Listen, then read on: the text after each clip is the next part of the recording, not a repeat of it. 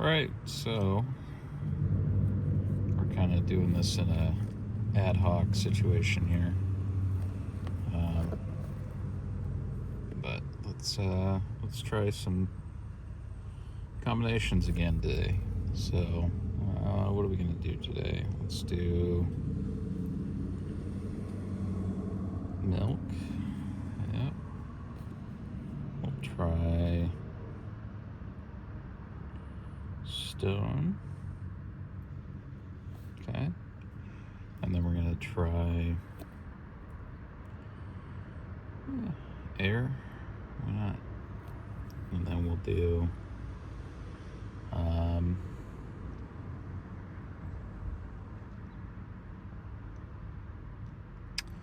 let's do cart.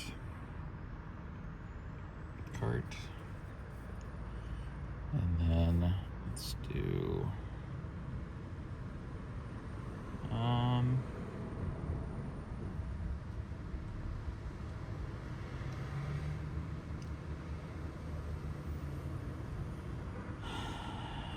let's do drive, maybe.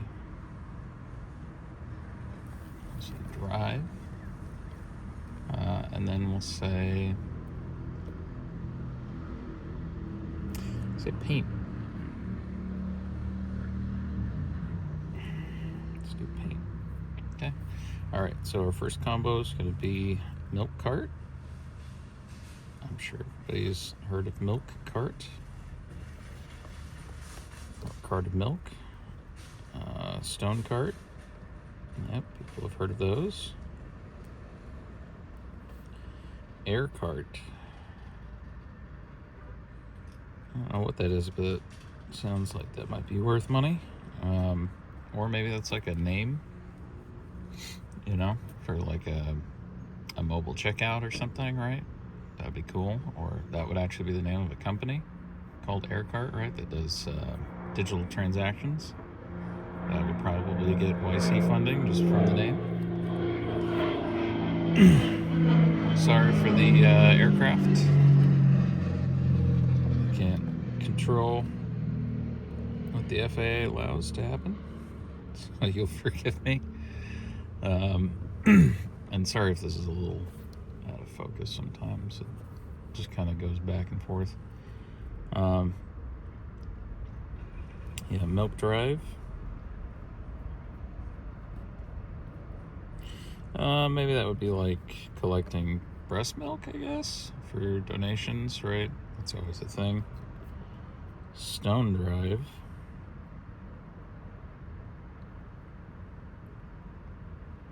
Not sure what that is. Sounds interesting. Air drive.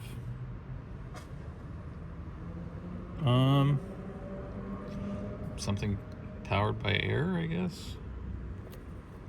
And let's do milk paint. Yep, milk paint is the thing. Okay, I think that's the paint that's safe for kids' toys and stuff. So, they're not chewing on lead paint.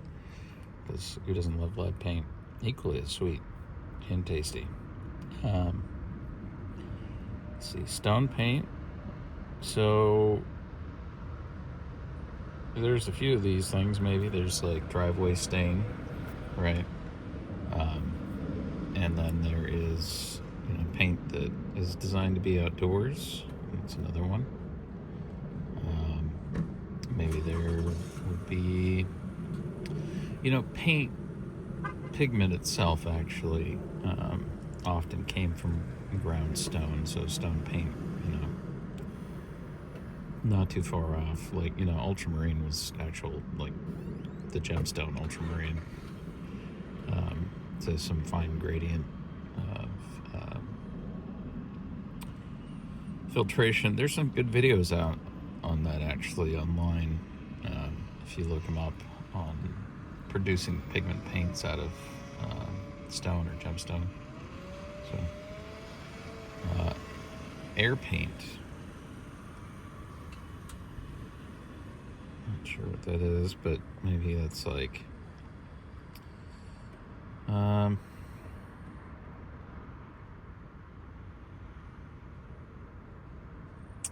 I mean, closest thing I can think of is just like the little airbrush, right, for doing like model making or whatever.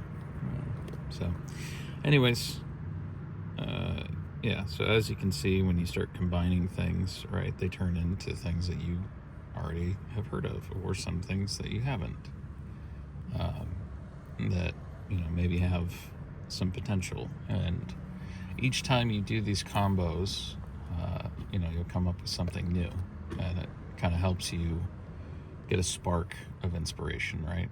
So it's actually better, like if you're working with certain things, to lay out all the things that you want. And a lot of times it's actually better to do, instead of, you know, the standard, you know, A, B, C type deal with 1, 2, and 3, sometimes it's actually better to just do, you know, this deal versus this deal, right? And then that actually gives you even more interesting results, right? Especially when you do the doubles. The doubles often actually produce things that are quite valuable. So again, sorry for the car alarm there. Yeah, so the doubles produce things that are typically pretty valuable. So like if we do, let's do a double real quick, just off to the side here. So like, I don't know, stone.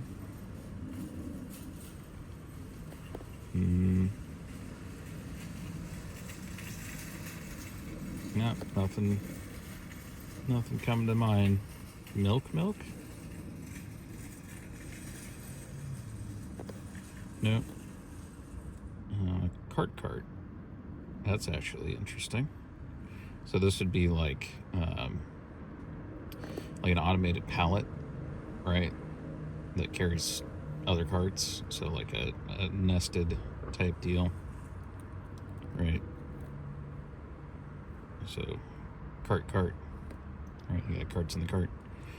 So that's actually pretty useful, and that's a good business, because that is huge. Like any kind of like nesting, you know, type deals of things, right?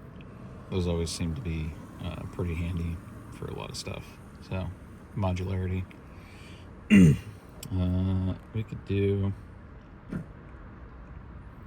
I don't see paint. Drive.